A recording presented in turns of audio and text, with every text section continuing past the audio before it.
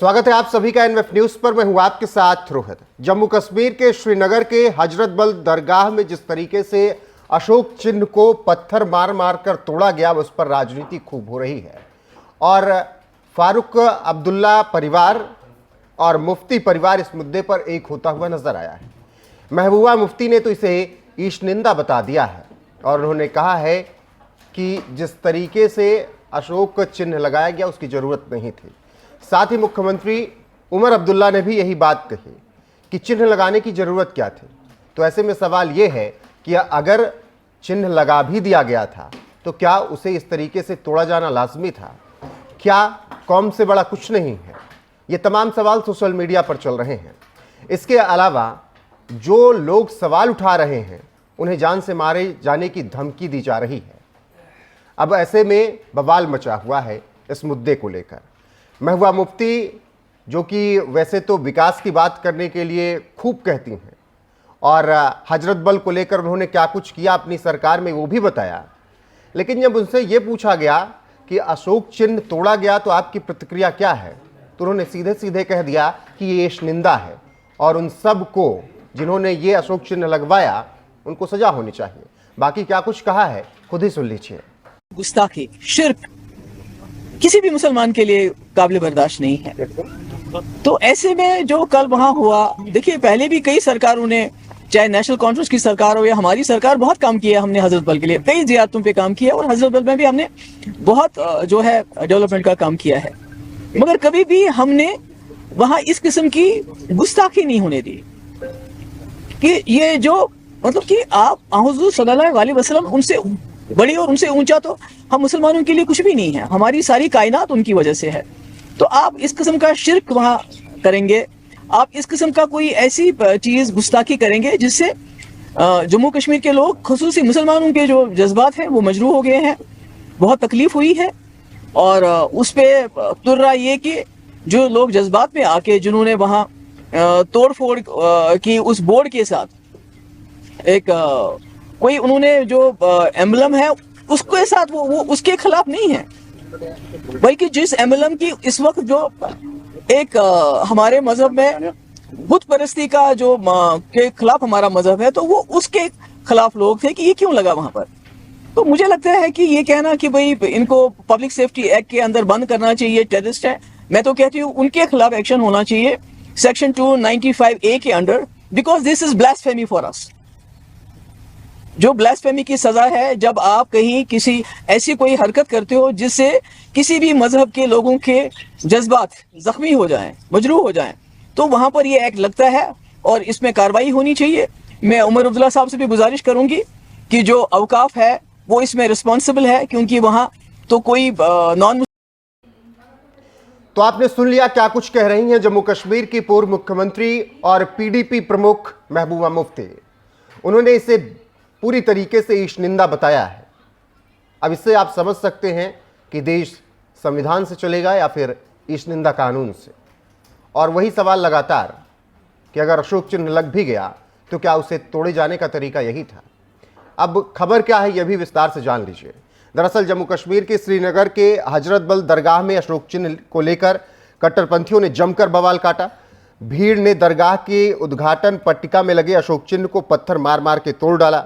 दरअसल हजरत बल दरगाह में हाल ही में एक नए गेस्ट हाउस की आधारशिला रखी गई जिसमें अशोक स्तंभ का राष्ट्रीय चिन्ह लगाया गया था।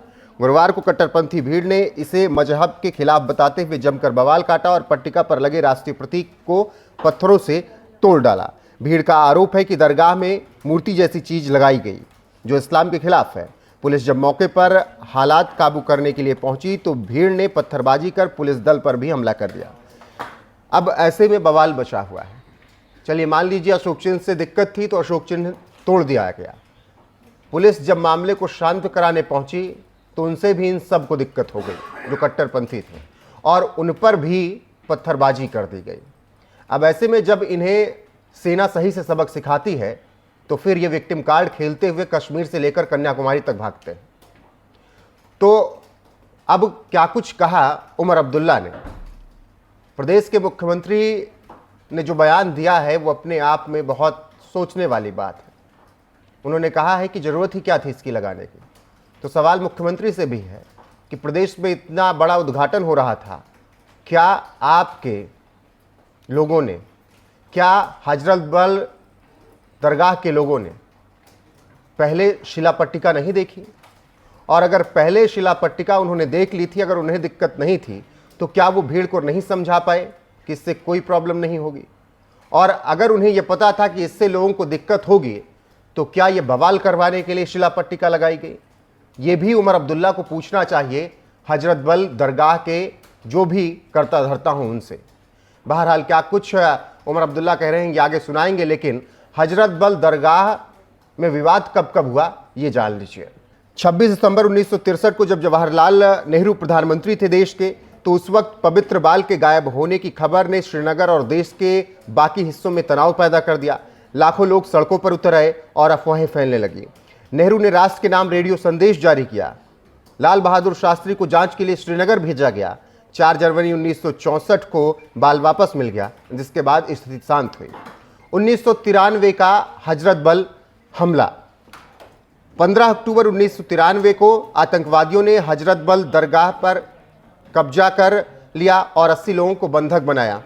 1700 जवानों ने दरगाह को घेर लिया और 32 दिनों की बातचीत के बाद आतंकियों को सुरक्षित जाने दिया, जिसके बाद ये मामला शांत हुआ। तो ये विवाद रहे हैं हजरत बल दरगाह से जुड़े हुए, वो चाहे बाल गायब होने की बात हो या फिर आतंकियों द्वारा बंधक बनाए जाने की बात हो। उस वक्त सेना के 1700 जवानों ने चारों तरफ से आतंकियों को घेर लिया था, तब जाकर हजरत बल दरगाह सेफ बचा था। ऐसे में आज एक विवाद फिर जुड़ गया, जब 5 तारीख को ईद उल मिलादुन नबी के दिन ये बवाल हुआ और उसके बाद देश तमाम सवाल पूछ रहा है। ऐसे में जम्मू कश्मीर के मुख्यमंत्री उमर अब्दुल्ला ने क्या कुछ कहा है, वो सुनिए। उस पत्थर पे एम्बलम लगना चाहिए था या नहीं लगना चाहिए था, पहले तो वो सवाल बनता है।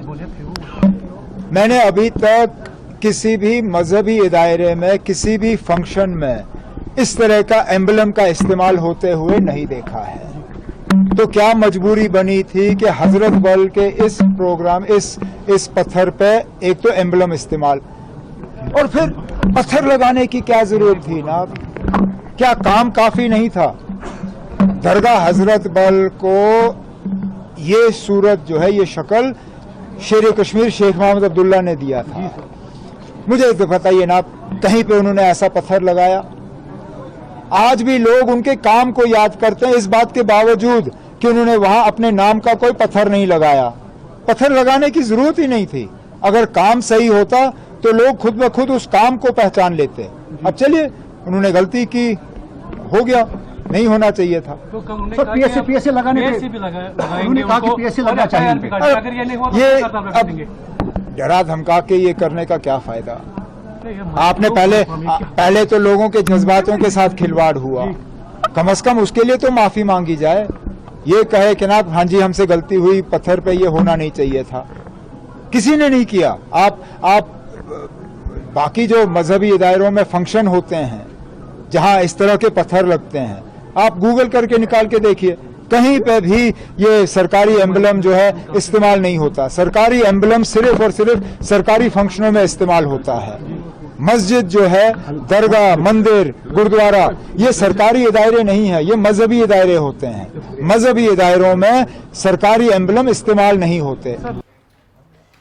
तो कोई इसे ईशनिंदा बता रहा है, तो कोई कह रहा है कि जरूरत ही क्या थी। हालांकि जो लोग अशोक चिन्ह तोड़ने वालों का विरोध कर रहे हैं, अब उन्हें धमकी मिल रही है जान से मारने की, और ये धमकियां टीआरएफ की तरफ से दी जा रही हैं सोशल मीडिया पर पोस्ट करके। आपको बता दें कि जम्मू कश्मीर में बीजेपी की नेता, वक्फ बोर्ड की चीफ दरक्षा अंद्राबी ने इस पूरे मामले पर सवाल उठाया और उन्होंने अब्दुल्ला सरकार पर निशाना साधा। साथ ही कहा कि पहचान होनी चाहिए उन लोगों की जो लोग वीडियो में दिख रहे हैं। उन्होंने दावा किया कि इसमें निश्चित तौर पर कुछ पार्टी के नेता निकल कर आएंगे। उन्होंने इशारा उमर अब्दुल्ला की पार्टी की तरफ किया है, यानी एनसी की तरफ।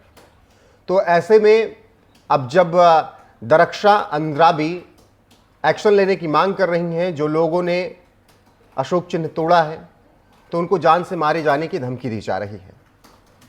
और वही हमेशा की तरह कि मजहब से बड़ा कुछ नहीं। बाकी दरक्षा आंद्राबी ने क्या कुछ कहा है इस पूरे मामले में, उनके बयान के साथ आपको छोड़े जाते हैं। आपकी टिप्पणी क्या है इस खबर पर कमेंट सेक्शन में जाकर जरूर बताइएगा। बने रहिएगा हमारे साथ। नमस्कार। ये देख कर के रात दिन काम करके लोगों के लिए, ईमान के लिए, दीन के लिए, और उसका सिला ये अफसोस हुआ मुझे इन पॉलिटिशियनों पे। शुक्रिया। ये जो अभी इंसिडेंट हुआ है, आपकी तरफ से अभी कोई प्रिलिमिनरी इन्वेस्टिगेशन किसी को आइडेंटिफाई किया गया है? बिल्कुल, ये तो आया है, जो ये लोग हैं ये किसी पॉलिटिकल पार्टी के साथ मुंसलिक हैं।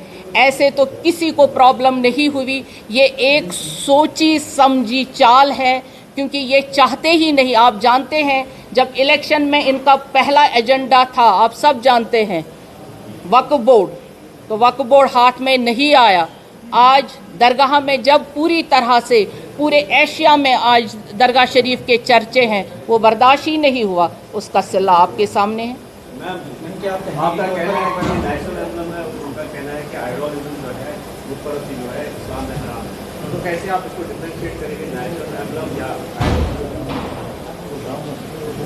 अब आप पढ़े लिखे जर्नलिस्ट हैं, आप अपने जेब से एक नोट निकालिए, और एम्बलम किसे कहते हैं? ये शेर होते हैं, 4 शेर हैं ये, और ये आइडेंटिटी है। मैं मिनिस्टर ऑफ स्टेट हूँ, यूटी में हूँ। कल को मेरे बदले यहाँ चीफ मिनिस्टर होता, या मेरे बदले और भी कोई मिनिस्टर होगा, उसको लगेगा क्या? ये तो हमारी निशानी है, ये हमारा रेस्पेक्ट है।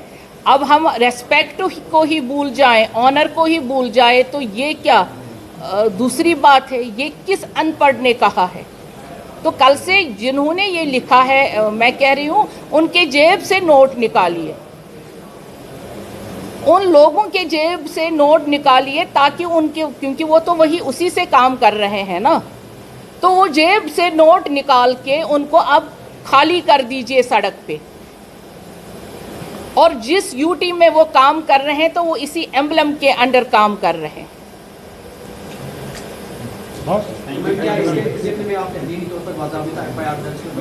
बिल्कुल करूंगी इंशाअल्लाह रहमान, और करवाने की हमने तैयारी की है। तो इस चीज़ को नहीं बख्शा जाएगा। ये सीधे दहशतगर्दी है, और ये किसी सियासी जमात के गुंडे हैं, जो पहले भी पथराव करते थे, जो पहले भी यहाँ पे मिलिटेंसी में, दहशतगर्दी में मुलवस थे। अभी ये पर्दे के पीछे थे, अभी आज फिर से पर्दे के सामने आ गए। दरक्षा जी, चूँकि कल मिलाद-ए-मुस्तफ़ा सल्लल्लाहु अलैहि वसल्लम है, और आज चूँकि रात भर यहाँ तकरीबात होंगी, अभी जो इंसिडेंट पेश आया है, अभी चूँकि थोड़ा सा तज़ब्ज़ुब में लोग भी हैं, तो क्या कुछ कहा? नहीं, कोई तज़ब्ज़ुब नहीं है। अल्हम्दुलिल्लाह दरगाह शरीफ सेफ है, और सब कुछ सेफ है। और ये गुंडे ज़्यादा देर तक तो रहेंगे नहीं, सलाखों के पीछे बहुत जल्दी होंगे इंशाअल्लाह रहमान।